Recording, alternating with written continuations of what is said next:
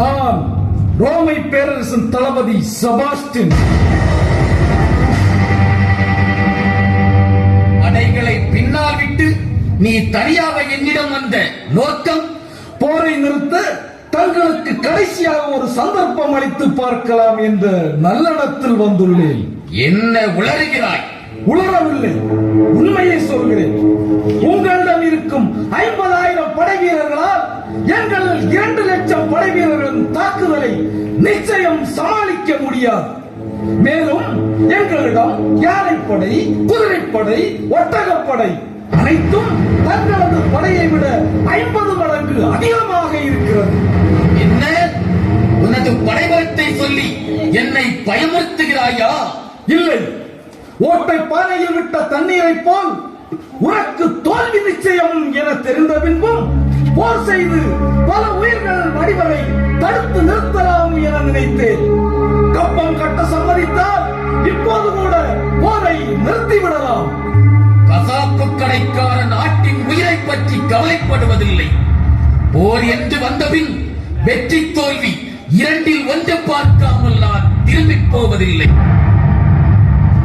உன்னை திருத்தி விடலாம் என நினைத்தேன்.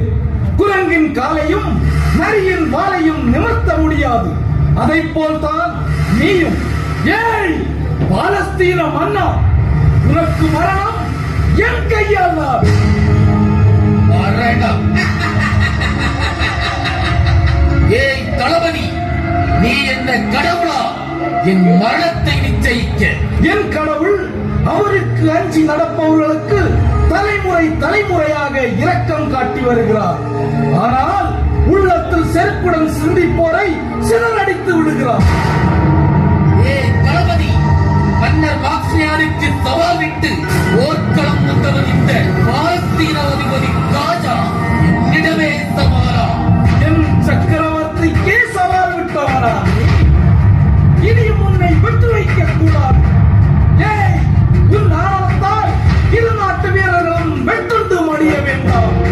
இந்த போர் நம் இருவரின் போராக இருக்கட்டும். எடு உன் வாளை. நீ வெற்றி பெற்றால் எனது படைகளை உன்னிடம் அழைத்து செல். நான் வெற்றி பெற்றால் உனது படைகளை என்னிடம் அழைத்து செல்வேன். சம்மதமா? உண்டு பட்டு சாகாதவன் மண்டு கழித்து சாக மாட்டான். தளபதி, நீ என் வீரத்தை இதுவரை பார்த்ததில்லை. இப்போது புரிய வைக்கிறேன். உன் சவாலை நான் ஏற்கிறேன்.